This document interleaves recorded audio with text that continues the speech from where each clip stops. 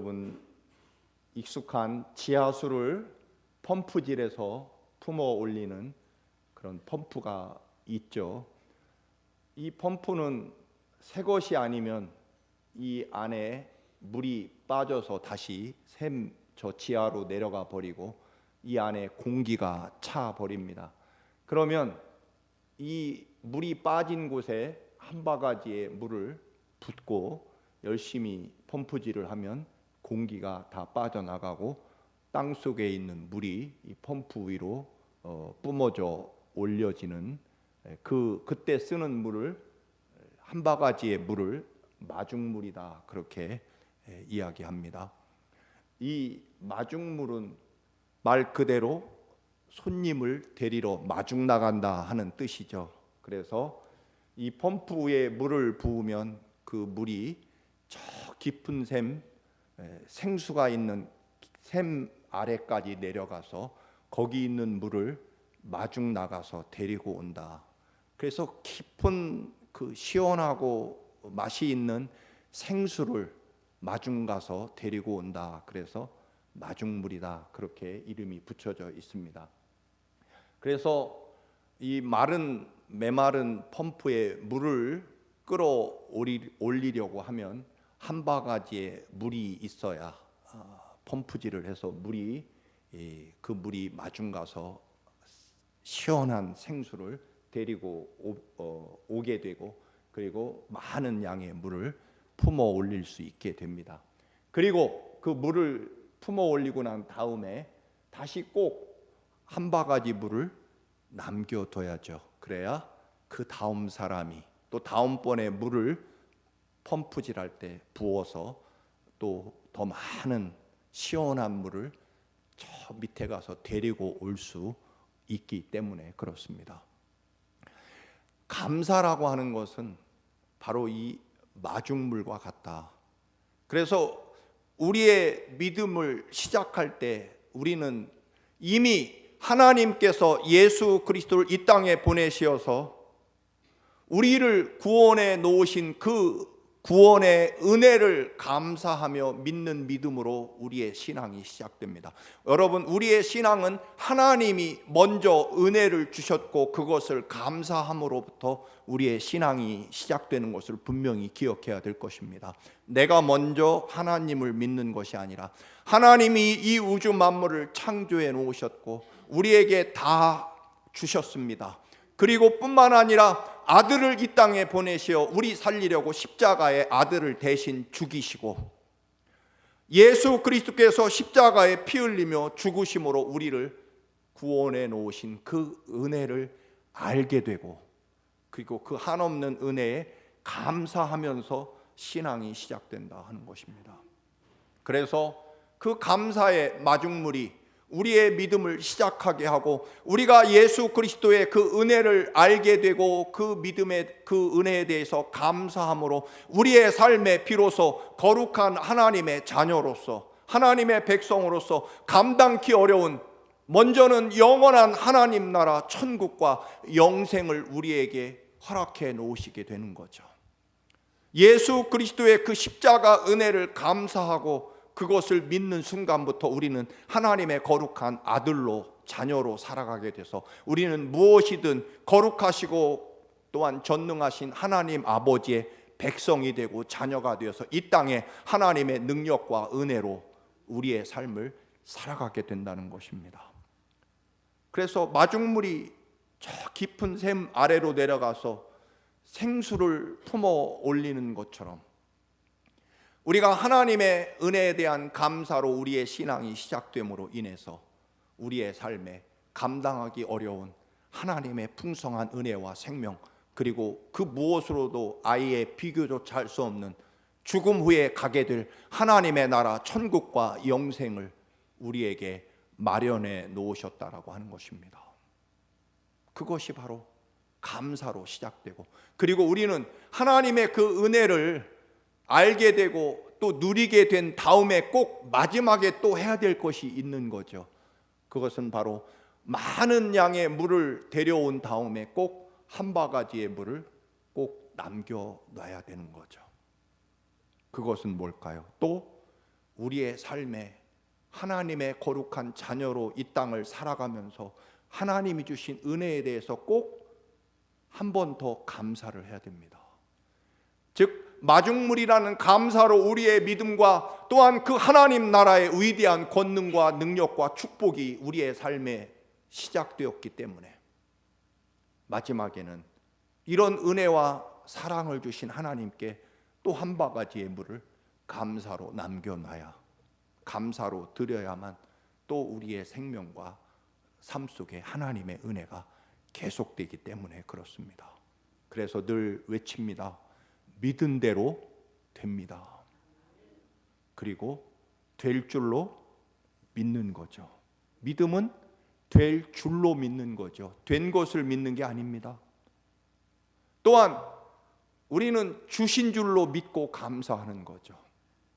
주신 줄로 믿고 주실 줄로 믿고 감사하면 그 감사를 통해서 감사한 대로 이루어지는 것이 우리의 신앙의 법칙이기 때문에 여러분, 우리는 감사해야 되는 거죠.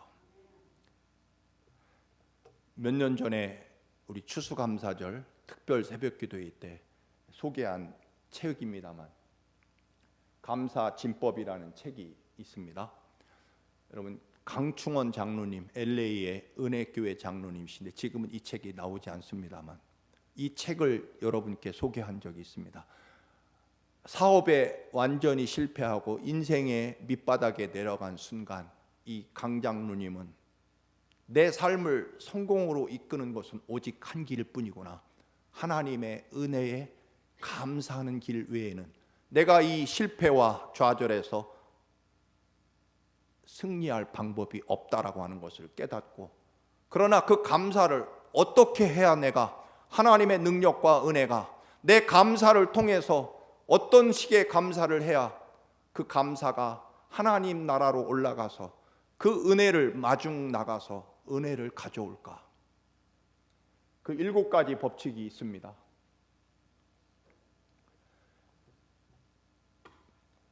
여러분, 제가 약간 내용을 이해를 쉽게 약간 변경을 했습니다. 예상치 못한 일이 일어나도, 도무지 예상하지 못했던 일이 일어나도 여러분 같이 읽습니다. 시작. 무조건 감사하라. 무조건이라는 말은요, 무식하다는 뜻이 절대 아닙니다.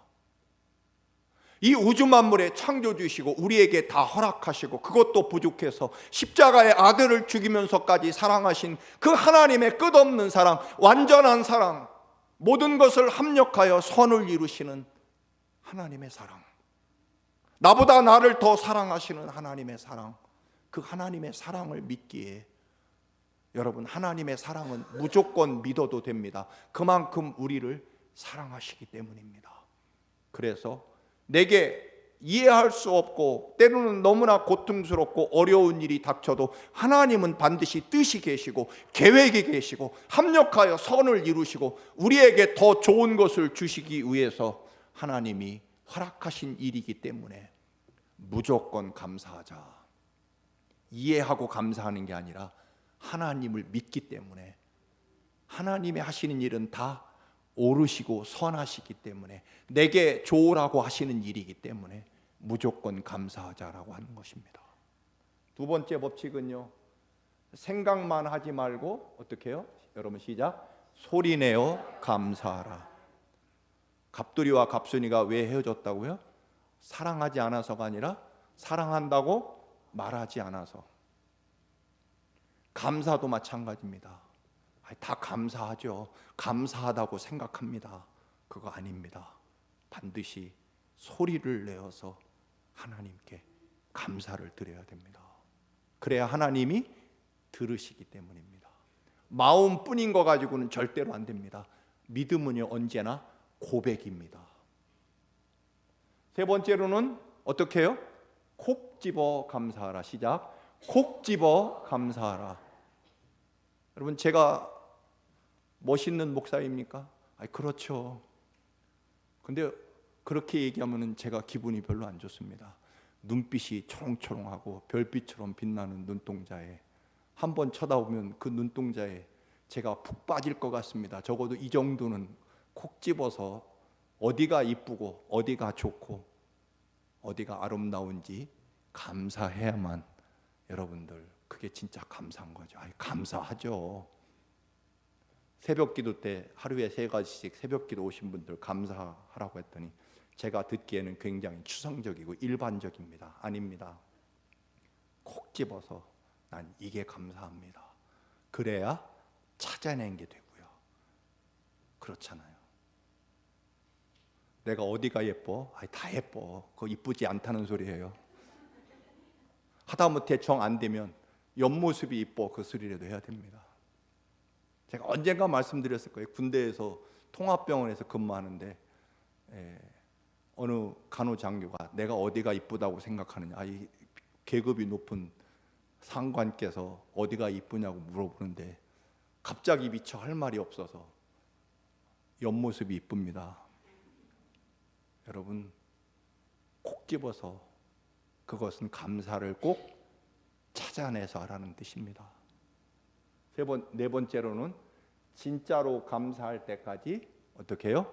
읽습니다. 시작. 마음 가득히 감사하라. 이 말은 번역하면 사실은 감사하지 않아요. 그런데 자꾸만 고맙다, 고맙다, 감사하다, 감사하다라고 말하면 진짜로 내게 감사하게 된다, 그런 뜻입니다. 진짜로 사랑할 때까지 사랑한다고 말해라, 그런 이야기입니다. 정말로 고마운 마음이 들 때까지 계속 고맙다고 말해라, 그런 뜻입니다. 5번째로 고마우면 그 자리에서 즉시 고맙다고 해야 됩니다. 시작. 즉시 감사하라. 고마운 일이 있으면요, 그 자리에서 하지 않으면 잊어버리게 돼요. 사람이 그렇습니다. 6번째로 시작. 모든 것에 감사하라. 아까 무조건 감사하라는 얘기와 마찬가지겠죠. 7번째, 사람에게 입은 상처는 시작. 감감축하라. 감감축. 감사하고 감사하고 상대방을 축복하라. 그냥 한 번만 하지 말고요, 내게 상처를 입힌 사람에게 감사하라. 그냥 한 번만이 아니고 또 감사하고 마지막에는 축복까지 해줘라. 그래야 어떻게 됩니까? 내 삶에 이 감사가 저 깊은 은혜의 샘까지 내려가서 하나님의 그 놀라운 예배하신 은혜를 마중 나가서 데리고 오신다. 내 삶에. 이거 한다고 다른 사람들이 잘 되지 않고요, 내 삶에 하나님의 은혜가 임하게 된다. 이것을 보고 제가 만든 겁니다. 자, 1번 시작. 찾아내어 감사. 감사는요, 찾아내는 겁니다. 왜냐하면 하나님은 더 무엇을 주실 게 없으세요. 세상에 아들을 십자가에 그 목숨까지 주셨는데 우리에게 더 주실 게 뭐 있겠습니까? 이제 우리는 감사를 찾아내서 감사하는 겁니다. 2번째로 시작. 부족하면 쥐어 짜내서 감사하라. 여러분, 감사는요, 억지로라도 찾아내서, 그것도 안 되면 쥐어 짜내서라도 감사해야 된다고 지난주에 말씀을 드렸습니다. 3번째 시작. 없으면 만들어서 감사하라. 정 없으면요, 만들어서라도 감사해야 됩니다. 여러분, 정 안 되면은요, 돈이라도 미리 흘려놓고 아니면 미리 몰래 뭐라도 만들어 놓고, 나를 위해서 이렇게 이 좋은 것을 만들어 주다니 고맙다.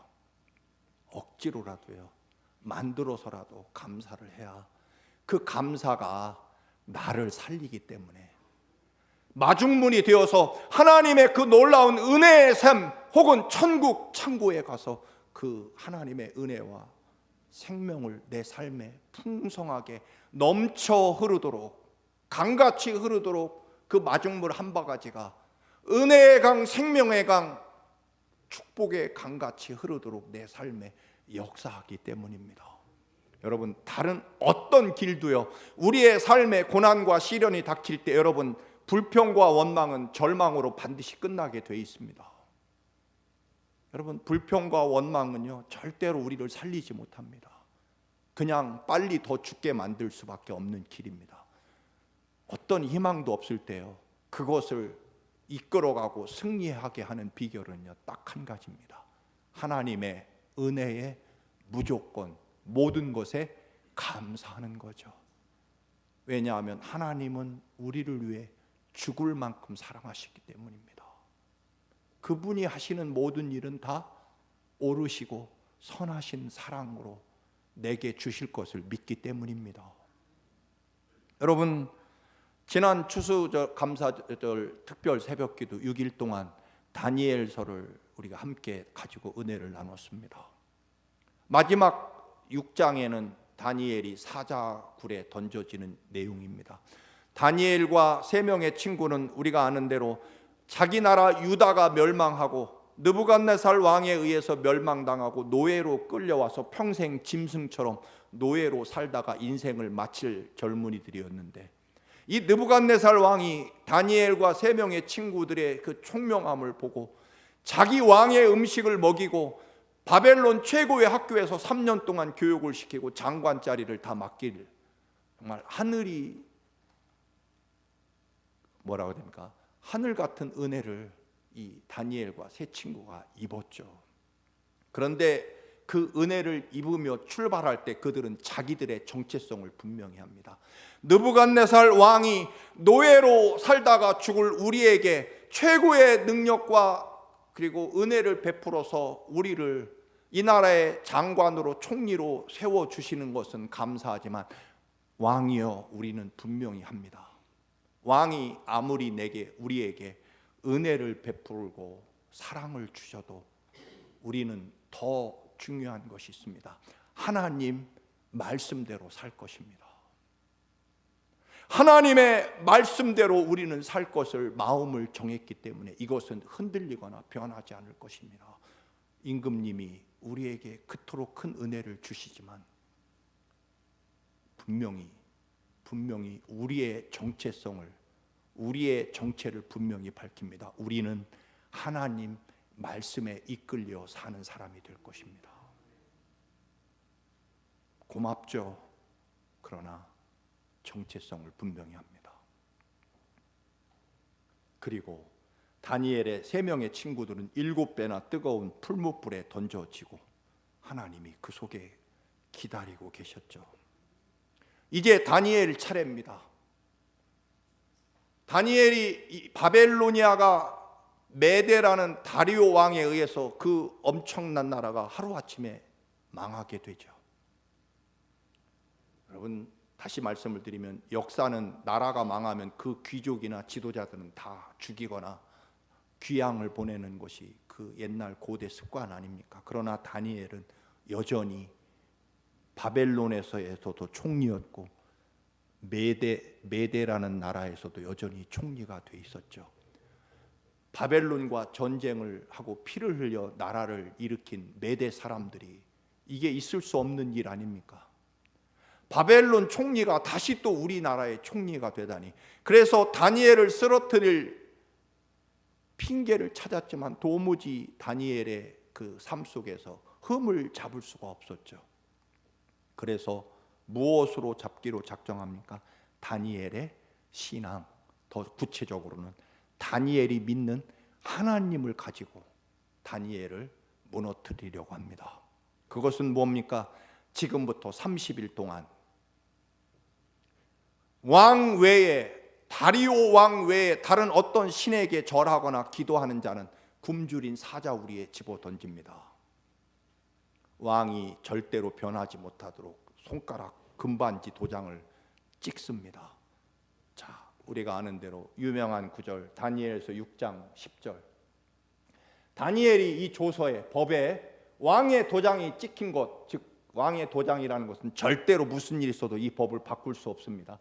알고도 자기 집에 돌아가서는 웃방 위에 올라가 예루살렘을 향한 창문을 열고, 창문 닫고 기도하면 안 됩니까? 비 올 때 창문 닫을 수 있잖아요. 그러나 창문을 엽니다. 전에 하던 대로 하루 3번씩 무릎을 꿇고 기도하며 어떻게 해요? 그의 하나님께 감사하였더라. 여러분, 지금 기도는 어떤 기도일까요? 죽음의 기도죠. 창문을 절대로 닫지 않습니다. 비 오면 닫지만 하나님의 이름과 영광이 걸려 있으면, 다니엘이 기도를 하는지 안 하는지 보고 있는 사람이 있으면 창문을 닫으면 안 됩니다. 여러분, 어디 가서 여러분들이 그리스도인인지 아닌지 사람들이 시험할 때는 예수를 부정하면 안 됩니다. 다른 얘기죠. 여러분, 창문을 열고 하던 대로 합니다. 하던 대로 할 수 없는 상황이잖아요.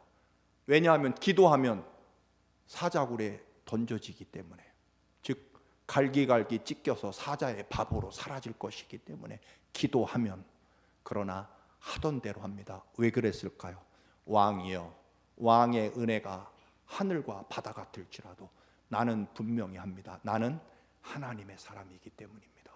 그리고 하나님의 사람으로 살 것이기 때문입니다. 그리고 창문을 열고 여전히 기도하고, 그리고 감사합니다. 새벽에도 말씀을 드렸습니다만, 왜 하필이면 30일일까요? 기왕이면 30년 동안 앞으로 이 나라에서는 왕 외에 누구에게도 절하거나 기도하면 안 된다. 30년 법을 만들면 더 정확할 텐데 왜 30일만 했을까요? 30일만이라도 충분하기 때문에. 무엇이 충분할까요? 다니엘을 죽이려고 하는 원수들도요, 다니엘의 믿음을 알고 있는 거죠. 다니엘은요, 비록 30일 동안 창문 닫고 몰래 기도하면 안 됩니까? 그러나 원수들은 다니엘은 죽을까 봐 무서워서 창문을 닫고 기도하나 보다, 그렇겠죠. 여러분, 30일 동안이지만 30일 지나서 해도 되는데, 비 오면 창문 닫듯이 이 무섭고 어려운 시대 창문 닫고 30일 지난 후에 창문을 열고 기도해도 될 텐데 그렇게 하지 않습니다. 왜냐하면 하나님에 대한 고백이 창문에 달려있기 때문입니다. 또 한 가지요. 원수들은 왜 30일 법을 만들었을까요? 다니엘은요, 총리 자리에서 물러날지언정 하나님은 포기하지 않을 사람이라는 것을 누가요? 원수들이 알고 있는 거죠. 3년, 30년 필요 없어. 30일이라고 할지라도, 겨우 한 달이라고 할지라도, 다니엘의 삶 속에서는 총리 자리를 포기할지라도 하나님을 버릴 사람이 아니라는 것을 원수들이, 믿지 않는 사람들이 알고 있다는 것입니다. 여러분, 우리의 믿음은요, 어디까지 우리끼리 아니고요, 우리를 모르는 혹은 믿지 않는 내 이웃들, 내 형제들에게 저 사람은 하나님 말씀 외에는, 그걸 알고 있어야 됩니다. 30일이지만 다니엘은 30일 동안 문 닫고 기도할 사람이 아니라고 원수들은 알았기 때문에 30일, 아니 단 하루만이라도 그렇게 하지 않을 사람이라는 것을 알고 있었던 거죠. 두 번째로는 뭘까요? 다니엘은 죽을지언정, 사자들의 우리에 던져져 갈기갈기 찢겨지고 밥이 사자밥이 될지언정 기도를 멈추는 사람이 아니라는 것을 원수들이 알고 있었기 때문에 30일짜리 법을 만든 겁니다. 다니엘은 모든 삶을 포기할지언정 하나님을 포기할 사람이 아니라는 것을 알았기에 30일짜리 법을 만든 거죠. 여러분, 사실 우리는, 저나 여러분이나 하나님을 포기하고 돈을 선택할 때가 얼마나 많습니까? 저나 여러분이나 우리의 인간적인 자존심이나 칭찬을 위해서 하나님조차 버릴 때가 얼마나 많습니까? 우리의 육체의 욕망과 즐거움을 위해서 하나님쯤은 버릴 때가 얼마나 많습니까? 그러나 다니엘은 여전히 창문을 열고 하나님께 감사를 합니다. 이 감사는 어떤 감사일까요? 죽게 해주셔서 고맙습니다는 기도입니다. 왜냐하면 기도하면, 이제 창문 열고 기도하면 원수들이 저기 와서 보고 있기 때문에 죽을 것을 알고 있는 거죠.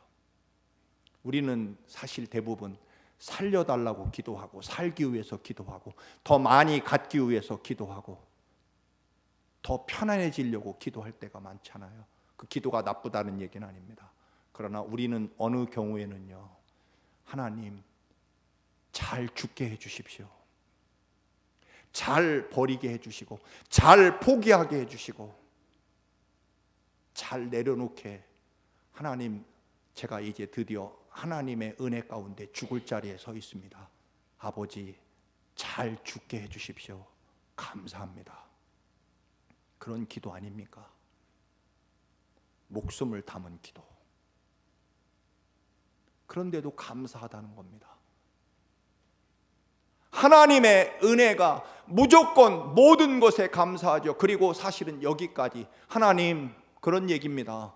제가 전쟁에 패해서 노예로 끌려와 짐승처럼 살다가 죽을 인생이었는데, 그래도 하나님의 은혜 가운데 이렇게 총리의 자리에 앉아서 지금까지 살아왔습니다. 하나님, 여기까지 주신 은혜만 해도 저는 감당할 길이 없습니다. 충분히 고맙습니다. 하나님, 이제 저를 죽게 하셔도 저는 감사합니다. 잘 죽을 수 있게 기도하는 거죠. 이것이 바로 절대적인 감사, 절대로 흔들림 없이 하나님의 말씀대로 하나님 살 것이라고 처음부터 왕이여 저희는 분명히 밝힙니다. 우리는 하나님의 말씀에 이끄는 삶을 살아갈 것입니다.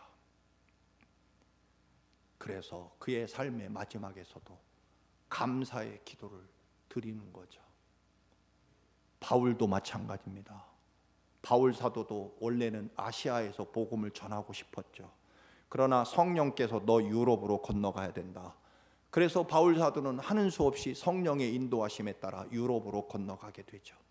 근데 가자마자 빌립보 감옥에 죽도록 매를 맞고 갇히게 됩니다. 그것도 점치는 귀신 들린 처녀 아이를 고쳐주었다가 모함에 빠져 죽도록 매를 맞고 깨어나 보니 캄캄한 지하 감옥이었고, 자신의 내 손과 발에는 쇠고랑이 묶여 있었습니다. 성경에 보면 사도행전 16장에 밤중쯤에 바울 사도가 기절할 정도로 매를 맞고 깨어나자마자 그 극심한 고통과 아픔 가운데서 바울 사도가 하나님을 찬미하였더라, 즉 찬양과 감사의 기도를 드렸다, 그렇게 기록하고 있습니다. 사실은 원망하기 좋은 시간, 원망하기 좋은 상황 아닙니까? 하나님, 제가 오기 싫다고 했는데 왜 저를 보내시더니 겨우 이겁니까? 그러나 바울 사도에게는요, 어디든 어떤 상황이든 기도하기 좋은 자리고요, 기도하기 좋은 시간이었다는 것입니다. 바울과 실라가 그 모진 매를 맞고 깨어나서 하나님께 감사와 찬양의 기도와 찬양을 부르게 됩니다.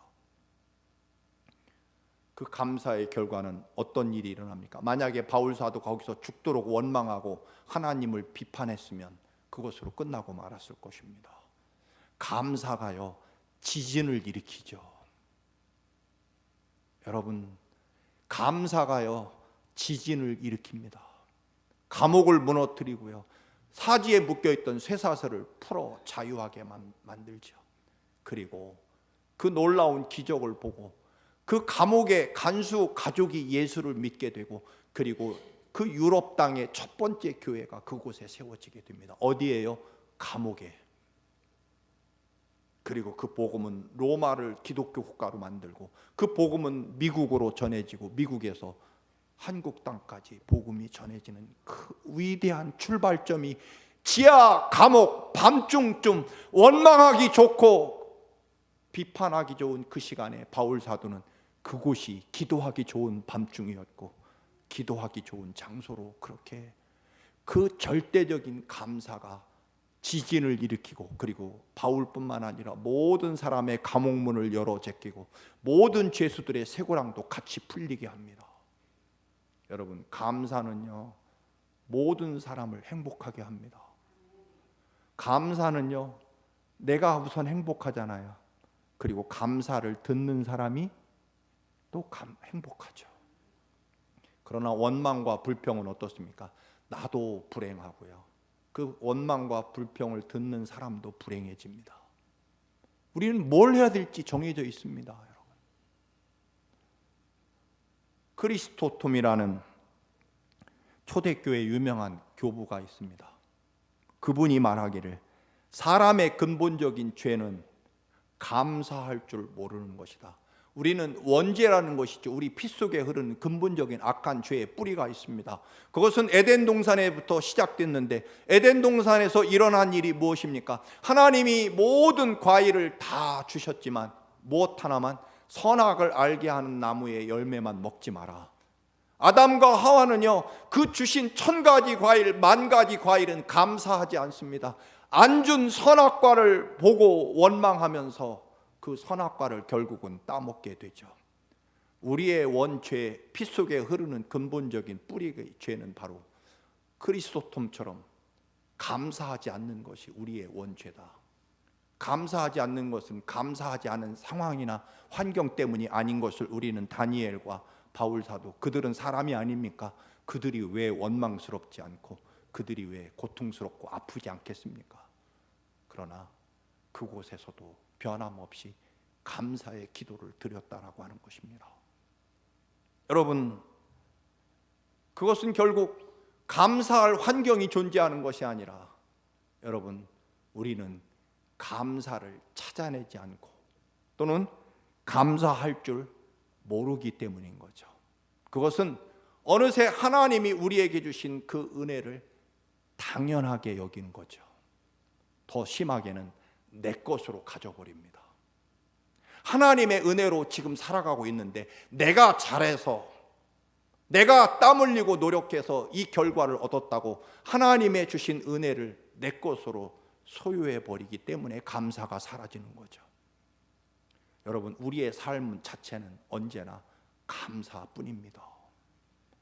미우라 아야코라는 빙점이라는 소설을 여러분 젊은 시절에 다 읽으셨을 겁니다. 이 소설을 쓴 이 미우라 아야코는 젊은 시절에 우울증에 걸려 자살을 기도하죠. 그게 잘못돼서 결국 자신의 오른팔이 없어지게 됩니다. 그 극심한 좌절과 우울증에 시달리며 죽음을 늘 생각할 때 한 신학생이 와서 열심히 하나님의 사랑을 전파하죠. 결국 예수를 영접한 이 미우라 아야코가 그 신학생과 결혼을 하게 되고 삶의 생명을 찾게 되죠. 그리고 그 유명한 소설을 쓰게 됩니다. 그런데 그 미우라 아야코가 한 유명한 말이 있습니다. 내게 가장 무서운 것은 은혜에 익숙해지는 것이다. 그래서 그녀는 늘 하나님, 제가 하나님의 은혜에 익숙해지지 않도록 도와주세요. 즉, 당연하게 여기지 않게 해주십시오 하는 기도입니다. 지난주에도 말씀을 드렸습니다만, 여러분, 우리가 당연한 게 도대체 뭐가 있겠습니까? 이 미우라 아야코가 자신을 사랑해서 팔이 없어지고 그토록 비참한 상황에 있는 자신과 결혼해 준 남편을 처음에는 얼마나 고맙고 감사했겠습니까?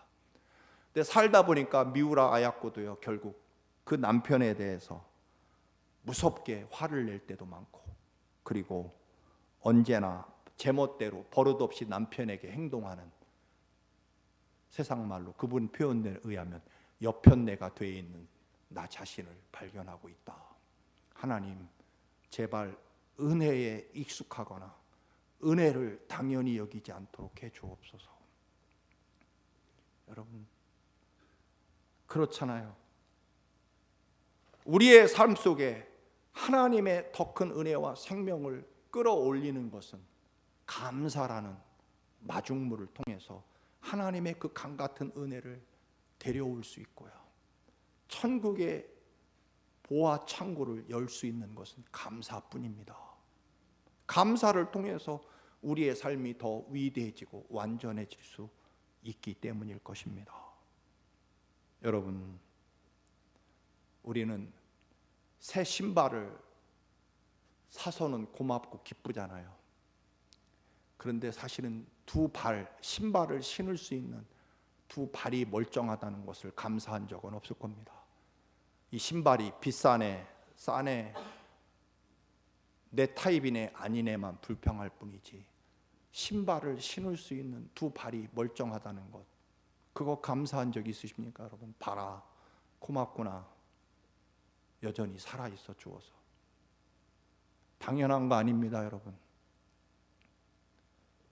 저희 어머님은 지금 사실은 이번 달에 발을 절단하려고 했다가 조금 아직 일러서 좀 더 한두 달 기다렸다가 발을 절단해야 됩니다. 제가 신발을 사다 드릴 수 없게 됐습니다. 여러분, 누군가가 어여쁜 장갑을 사다 줬을 때 여러분, 장갑에 대해서는 기뻐하지만 그 장갑을 낄 수 있는 손이 여전히 붙어 있다는 것에 대해서 당연한 것 아니죠. 어느새 우리는 은혜가 당연해지고 심지어는 권리가 돼버리고, 뭐 나중에 그랬대잖아요. 그런 얘기 여러분 드렸잖아요. 뭐 쉽게 예를 들어서 하루에 아침마다 8시만 되면 10,000원씩 집집마다 돌려주는 사람이 있습니다. 처음에는 안 받는다고 거절하다가 매일 받으니까 받게 되고 29일째 되는 날 드디어 10,000원씩 주던 그것을 하지 않게 되자 사람들이 왜 오늘은 돈을 안 가져오는 거야 하고 불평했다는 얘기가 있습니다. 여러분, 하나님이 십자가의 아들을 죽이면서 사랑하시고, 그리고 우리가 죽고 이 땅을 끝나고 나면 영원한 천국 하나님의 나라가 주어져 있음에도 날마다 나보다 더 나를 사랑하시는 하나님의 돌보심과 보호하심과 인도하심. 여러분, 팔을 못 쓰는 장애인의 꿈이, 기적이 뭐라고요? 우리처럼 팔을 움직일 수 있는 것. 한 번도 걷지 못한 지체 장애인이 기적이라는 게 뭡니까? 예수의 이름으로 일어나 걷게 된 그 기적이 뭡니까? 우리처럼 그저 평범하게 걸을 수 있게 됐다는 것. 여러분, 감사가 우리의 삶의 시작이고 그리고 완성이라는 것입니다.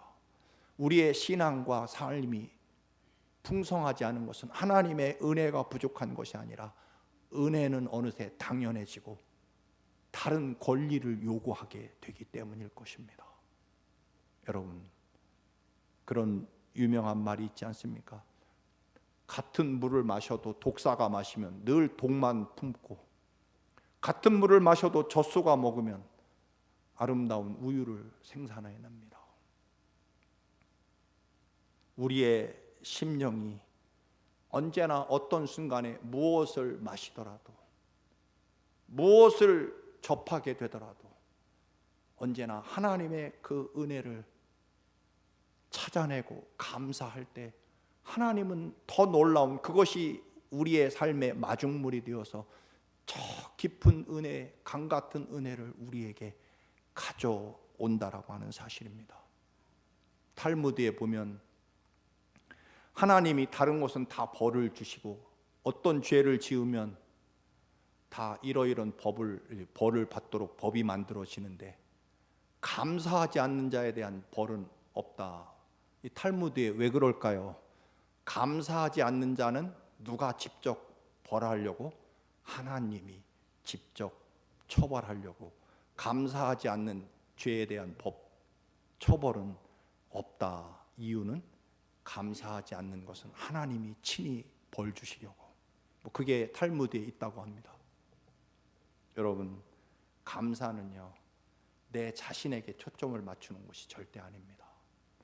하나님이 주신 은혜와 사랑, 그리고 하나님의 마음에 초점을 맞출 때 할 수 있는 거죠. 내 삶에 초점을 맞추면 아유 뭐 그런 것을 겨우 그거. 그러나 주는 사람의 마음, 주는 사람의 사랑에 초점을 맞출 때 우리는 감사하는 거죠. 여러분, 시편 100편 4절입니다. 감사함으로 그 문에 들어가라. 감사함으로 성전에 들어가라, 그런 말이죠. 성전 입장권 티켓이 뭐냐면 감사라는 것입니다. 마치 우리가 미국에 들어오려면 비자를 받아야 되는 것처럼 하나님의 성전에 들어올 때 입장권은 감사라는 입장권 혹은 감사라는 비자를 가져야 하나님의 성전에 들어올 수 있다라고 하는 것입니다. 십자가에 내 대신 죽기까지 사랑하신 그 하나님의 사랑이면 그 어떤 것도 우리는 감사가 아닌 것은 없는 거죠. 여러분, 은혜를 기억하시기를 바랍니다. 은혜를 찾아내시기를 바랍니다. 당연한 것이 없습니다. 이제 믿는 대로 될 것입니다. 감사한 대로 될 것입니다.